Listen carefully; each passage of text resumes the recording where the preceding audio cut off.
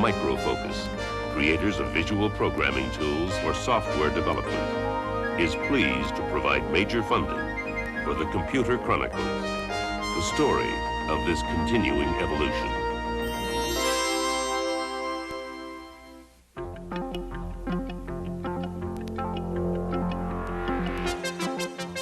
Welcome to the Computer Chronicles. I'm Stuart Chaffee, and this is Herb Lechner, sort of sitting in for Gary Kildall this week. Not really. Gary's going to be with us, but on the other side of the table today because our subject is operating systems. And as you may know, Gary Kildall is the creator of CP/M, perhaps the major operating system in use today.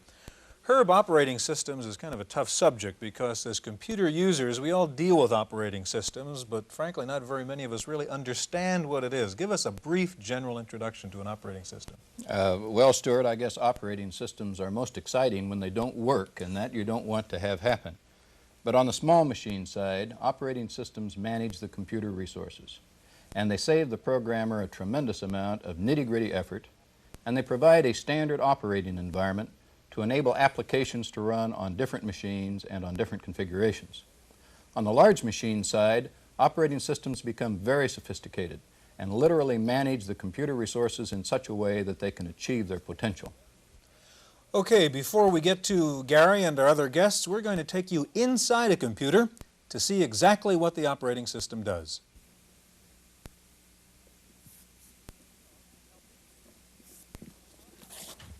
Hello, can I help you? Yeah, where are we?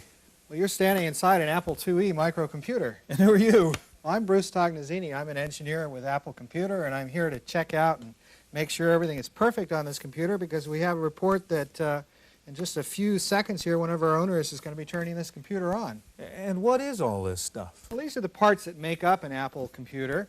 That particular chip that you're standing on there is called a microprocessor, and it's pretty much the heart of the computer, kind of the moderator of the talk show that goes on. And these two chips down here, these are very important ROM chips, which have the built-in basic language and the very kernel of the operating system. And then these 8 chips out here are the RAM chips, and they hold the information that comes in from the disk drive and that the user types and the programs and so forth. Bruce, we're trying to figure out what an operating system does, and maybe you could help explain it. Well, sure. An operating system essentially runs the entire computer once it's come in, but right now it hasn't turned on. Although I see the user's about to flick on the switch.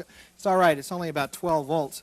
The power light goes on, and then the little microprocessor here has the job of checking itself out and then turning control over to this ROM chip.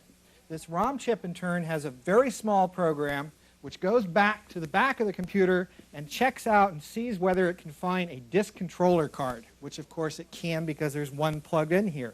And on the disk controller card is another ROM, and this ROM now takes control from that one and begins to bring in the disk operating system off the disk drive through this white cable. You probably saw the disk drive while you were on your way in here. And then that comes down and starts filling in these RAM chips here. Fills up about 1/5 to 1/4 of the RAM chips with the disk operating system. It brings in any language and perhaps any program the user wants to do. And after about 15 to 30 seconds, it's all done. The screen gives a message to the user, and then the user can go to work. Okay, well, I've got to get back to the Computer Chronicles. Thanks a lot. Certainly. Thank you.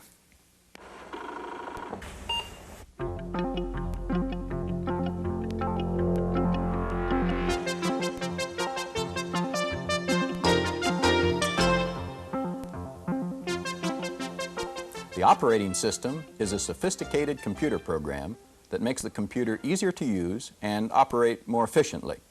Operating systems are sometimes called system software or systems programs, as contrasted with application programs, which are the subject of a later lesson. Operating systems provide up to 7 functions, not all of which are present in smaller computer operating systems. One function of all operating systems is to establish the way users interface with the computer.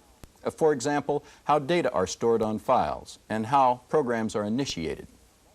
A second function of operating systems is to permit multiple users to share the same hardware. A third function is to manage data files so that data may be shared among several users or applications. Potential users can be scheduled and unauthorized access prevented. A fourth important function is the handling of all input and output data. Since many applications will run on the computer and share its storage devices, it is necessary to have a common control over how data is stored, accessed, and retrieved. A fifth function is to provide error recovery for the computer system. If an error occurs in the process of reading data from an input device, for example, the system will try to reread the data several times until the error is recovered or bypass procedures initiated. System accounting is a sixth operating system function. This function keeps track of the machine resources so costs can be apportioned among multiple users. How much CPU time is used by each application? How many disk and tape records are written and read by each application, and so forth. The last function provides maintenance accounting. It keeps track of correctable machine errors to aid the maintenance and replacement of failing components. Operating systems available for today's microcomputers are approaching the sophistication of the systems described here and are the subject of the video portion of this program. Gary Kildall shows one of his latest in the next segment. Let's join him now. Joining us now is Gary Kildall, no stranger to this program, of course. Gary is the creator of CP/M, host of Computer Chronicles, and also Chief Executive Officer of Digital Research.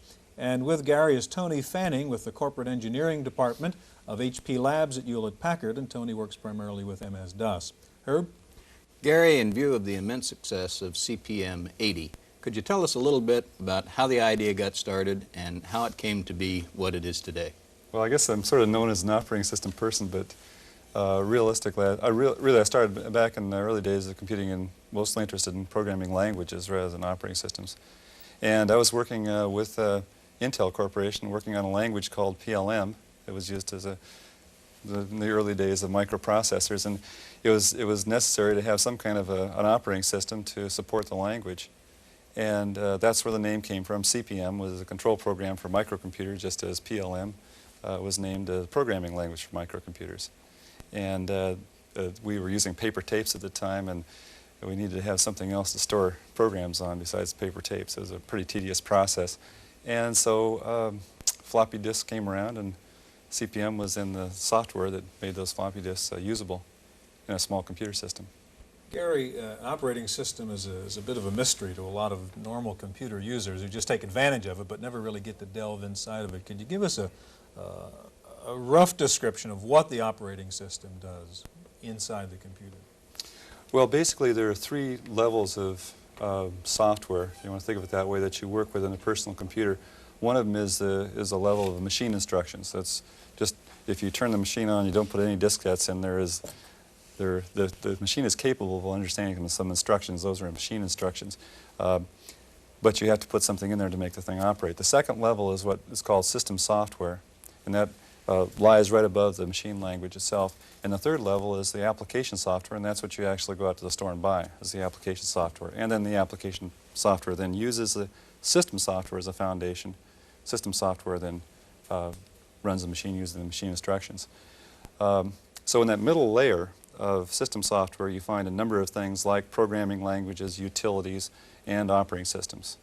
Now, an operating system then is sort of the traffic cop. It keeps track of file, or how your files are stored, how your display is handled, and the keyboard is handled, and things of that sort. And so it's just the foundation for it's like a record player when you're playing records. Well, you have the perspective as a developer, Gary. Tony, you're a user of operating systems. What, as a user, do you seek to find in an operating system? Well, I have an interest, of course, technically in the operating system and how it works, but really when I'm using it, I want the operating system to be transparent to me. I don't want to see it. I just want to use an application, and I know you asked a question earlier about what should one look for? Well, what are you trying to do? If I'm trying to do something like, for example, word processing, I'd like the operating system to just disappear and not bother me. Now, you work primarily with MS-DOS, Tony. How would that be different from, say, Gary's CP/M? In a lot of ways, it does the same types of things that Gary's CP/M does. I think Gary can tell you about some variants of CP/M which are very different from what MS-DOS currently does. That's basically the same thing. It allows you to take care of files, take care of transfer of data from one place to another. It takes care of the whole human interface between you, your fingers, the computer, the programs that run in it. Gary, we've been through several generations now of, say, CPM, and each one adds something. Can you describe for us what gets added each time? How do you improve an operating system each time you come out with a new version? Well, the real key to any system software is trying to match what you're doing with that software with the computer system, the capability of the computer system that you have. And what happened, I think, early on in the microcomputer days is that the big computer system had 16K of memory. And so the idea is to tailor down an operating system that uses only a very small part of that memory. Now, when you add more memory, faster processors, then you get more functionality that you add to the operating system as you do more for the operator. And what's happened with, well, these 8-bit systems, for example, are all now 64K. Those are maximum memory size, and even in the 16-bit machines, the average memory size is, let's say, 128, 256, even 512K. We're moving in that direction. And so what happens is the operating system expands, gets more functionality to take advantage of that larger memory area. One of the early attributes of CPM and some other operating systems were that they were simple and clean and neat. And now with the computers becoming larger and this growth occurring that you're talking about, are we going to see the sophistication and complexity grow in the operating system? Well, it certainly is true that it's very easy to add what are called bells and whistles to an operating system, things that really don't add much to the functionality just because there is more memory space. And I think that's the real crucial issue, is how do you add the right kinds of functions. What we see now with 16-bit machines and large memory systems is that we'll see things like concurrency, and we'll be able to demonstrate some of that today. That is, large computer systems have had concurrent operating systems, or multitasking is what it's called in large computer business, for years, and that's the idea of being able to use a computer system to do more than one thing at the same time. But if you look from the small computer, microcomputer days on to today, you see what's happened is that we started with single tasking or single user systems. And so what's happening now is we're coming together, and concurrency, or the idea of doing your printing while you're doing your word processing, for example, is the one that we're finding in that additional functionality that's added. Gary, you have, I think, concurrent CPM up here on the IBM PC right now. Maybe you could just run through a little bit and show us what the components of this system is. Okay, now the idea of a concurrent system and concurrent CPM is it's what's called a real-time system. That is, it's able to switch between programs in very short time intervals, and, for example, be able to receive data over a modem while you're seeing the directory operation. Now, what I'm going to do here is I'll use the keyboard to switch between what we call virtual screens. That is, you can imagine now that you're looking at 4 different consoles as I switch from console to console. So if we say console 0 is the one that we're looking at right now, and that happens to be shown in the lower left-hand side of the screen. Console 1, you'll see, happens to be a display of memory locations. Console 2 that I switched to happens to be a directory, and console 3 is a brand new free screen. Now I'll start a command here. I'll start a debugger just to get something going. And it's loading off the disk, and it's also giving me the prompt telling me it's ready to go. Now I'm just going to say display all of memory, so we'll have something active going on there. Now while that's going on, I'll switch back, and you can see that we're in a directory operation here. And so I'll just start that one again on this console. And as it's going, I better type it right here. That seems to be the weak point in the system, is the operator. And then as this is going on, I'll go ahead and switch back, and we can see what now we're getting a display of the directory right now, and I'll switch back, and you can see this other program is still actively processing. Okay, that's finished. Switching back again to the original screen. Now this is a very short demonstration of the concept of multitasking or concurrency, but the way it would actually be used, to say in a business, is that you'd have your word processor working on one screen, and then meanwhile you'd switch over to, say, another screen to do spelling checking or receive data over a modem. So the effect is that you get multiple microcomputer systems in front of you on your desk. Now this is the way that operating systems are moving right now. because of the fact we have, let's say, half a megabyte of memory in the machine, we want to make sure that we use that machine effectively. Because what we're looking at nowadays with computers of this type are really the mainframes coming down to your desk. So we want to make sure we have that capability. Okay, well, Unix and Xenix may sound like two characters out of a Star Trek episode, but in fact they're two very elegant operating systems, and we're going to take a look at them in just a moment.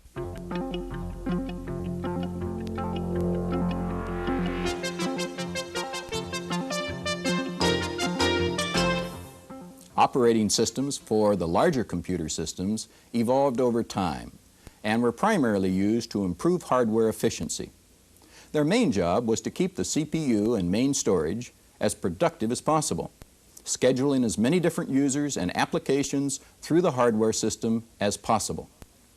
One way this was accomplished was through multitasking or concurrency. This is the computer's ability to run several applications at once. Most applications, which use a fair amount of I/O, do not use the CPU efficiently. The CPU is frequently idle, waiting for the application program to get data from a slower I/O device.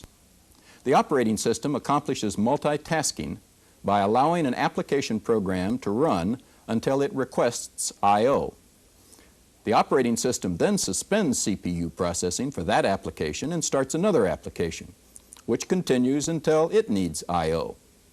The operating system will initiate as many applications as are needed to keep the CPU busy. When the I/O requests are satisfied, the operating system will reinitiate a suspended application. This is just one example of the types of relatively sophisticated function performed by the operating system. Unix, an operating system originally introduced for mini-computers, but which is quickly finding application in micros, is the subject of our next segment. So let's get back to our program. Joining us now is Gene Yates, who's president of Yates Ventures, a company involved in research primarily involving the Unix operating system. Gene, welcome to the Computer Chronicles. Thank you. Tell us a little bit about Unix and what it is, especially compared to CP/M and MS-DOS, the other things we've been talking about. Well, Unix is another of these standard operating systems that computer users are growing to find more interesting to them because of the variety of application software and different brands of computers that they can choose by going with a standard operating system as the basis of their computer system. And Unix is particularly unique because it runs on microcomputers, mini-computers, and mainframes, from the smallest to the largest systems, from an IBM personal computer to a great big huge Cray supercomputer. Unix is available for all of them. Unix is also very easy to network so that you can connect these different brands and sizes of computers together easily. And if both computers use Unix, you can find yourself sending electronic mail, transferring files, sharing application software programs very rapidly, more so than with many other products. Another major facet of Unix is that it's multi-user. That means that more than one user can access several different programs at the same time with Unix. So one person at a terminal into a computer could use an accounting system, while another person at the same time is doing word processing, while another person is sending electronic mail, each running a different application at the very same time using the same computer, just different terminals. Gene, as I recall, Unix grew up in Bell Labs and then was for a while licensed only to universities and not-for-profit organizations. Yes. Is it fully commercially supported now? Well, Unix has a long history, and it was first introduced in its most primitive form in 1969. It wasn't until the Bell system was deregulated, I think we're all aware of the big doings with ATT, that ATT could really sell and support the product. They legally couldn't do much with it because they were precluded from entering the computer industry until deregulated. But the newest version of Unix, called System 5, which is about the 6th version ever released by them in a number of different names, is commercially supported. And although the product still needs to be enhanced and improved for small systems and beginning end users, ATT seems to be making some big strides toward that. Mm-hmm. Gene, how does Xenix compare to Unix? Okay. Well, the Unix software from ATT is sold in two forms. It's actually licensed. Source code license is an expensive, very high cost license that lets you take the software and actually change it or rearrange it or make it different for your specific kind of computer. Computer manufacturers or software companies buy source code licenses, and Microsoft is one of those companies.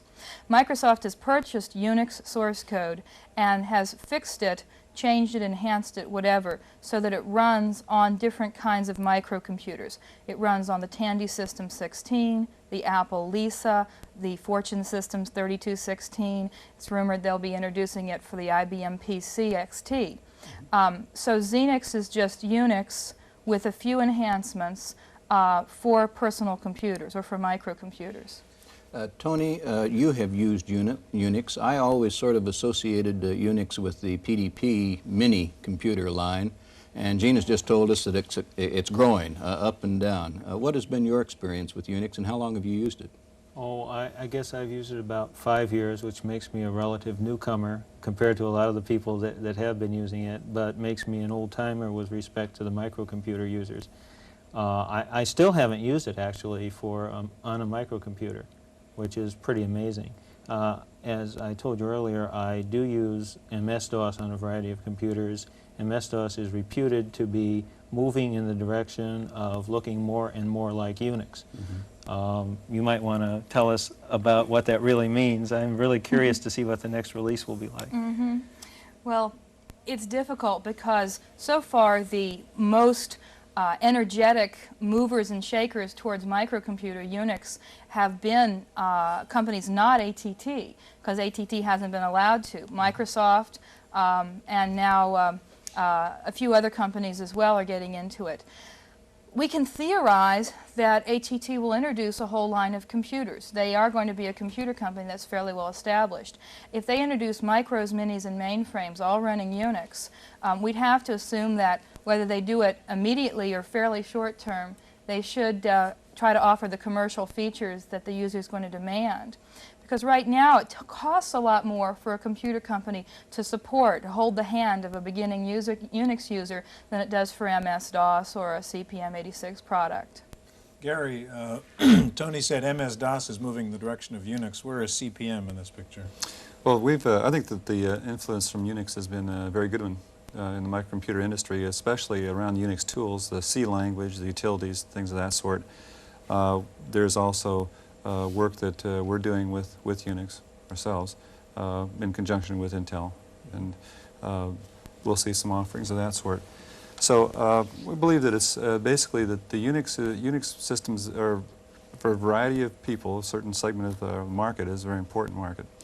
We feel also that in the case of CPM and concurrent CPM that there is more of a commercial orientation to those operating systems. So there's a matrix of these operating systems that kind of complementary in many ways. I get the feeling that when someone buys CPM, they buy it and they do not touch it. They put it on their computer and hope that it becomes invisible to them, except to do the functions they want. I don't believe there's any two Unix systems alike, at least as I last touched base with it, that seems to be modified, used by systems developers, and tinkered with. Does that represent a difference between the two markets for these systems? Well, you have to keep in mind that CPM86 and new versions of CPM are enhanced and increasingly functional versions of a microcomputer product. Unix is a mini-computer derived product. It's a big system product, and consequently it has 400-some built-in programs that do everything from typesetting to electronic mail to text processing to calendar to metric to inch conversion functions to extensive programming tools. It's a very big system. But it's very modular. It's like building blocks or alphabet blocks from childhood. You can take these blocks and you can combine them in many different ways. So people who buy Unix typically, for example, my Unix computer sitting on my desk, I've extracted from it about 2/3 of the programs because I don't use them. I'm not doing program development, I'm not doing typesetting, and I just keep the parts that I like. And the nice thing about Unix is that it's sort of a do-it-yourself operating system. You can take all of these utilities that are available and make your own little system together. does take more studying and expertise to be able to do that than with CPM. It's a harder to understand product. Folks, we are out of time. Gary Kildall of Digital Research for today, Tony Fanning of HP Labs, and Gene Yates of Yates Ventures. Thanks for joining us, and thank you for joining us for this edition of the Computer Chronicles. These are very exciting times for creators and users of operating systems, and the future looks very bright. There is a handful of very popular personal computer operating systems. CPM and MS-DOS are two. Now Unix is also becoming available for micros. The popularity of these systems has spread largely through the work of third-party software developers and hardware designers. On the other hand, there are some thriving proprietary systems like Apple-DOS and TRS-DOS, which are well supported. So there has yet to emerge a standard that the entire industry is willing to endorse. As with the entire computer industry, operating systems development is in a constant state of change. As new capabilities are added to a hardware system, such as hard disks, telecommunication ports, and laser disks, operating systems must be revised to accommodate them. As new hardware designs were incorporated in the 16-bit microprocessor, designers had to create new operating systems to take full advantage of the increased processing power. And now, the new 32-bit microprocessors with increased speed and efficiency are challenging the creators of system software. There will be a continuing and expanding competition at the system level as there has been at the hardware and application level. Some of this competition will focus on creating operating systems that provide application program portability. That is, the ability for application programs to run on many types of computers. In our next lesson, we'll discover the world of application development and program utilities. Be sure and read Chapter 8 in your text, and I'll see you then. I'm Herb Lechner.